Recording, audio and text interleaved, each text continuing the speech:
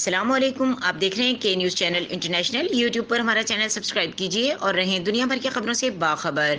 رخ کریں گے شیخو پورہ کا، جہاں سے رپورٹ کر رہے ہیں ہمارے bureau chief Tahir Khan.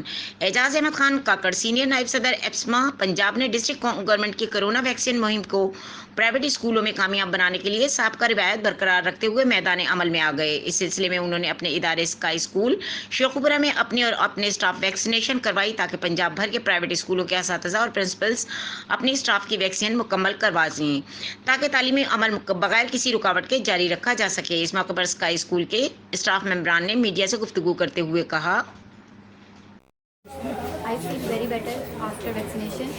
So being a responsible citizen, it's our duty to get vaccination and save our nation. So I just want to say, get vaccination as soon as you have access. Thank you. Vaccine لگوانے کے بعد مجھے کوئی بھی اس کا side effect محسوس نہیں ہوا اور بہت ایزی فیل کر رہی ہوں میں، اور ذمہ دار شہری ہونے کے ناطے میں سب سے بولوں گی کہ وہ ویکسین لگوائیں اور پاکستان کو بچائیں۔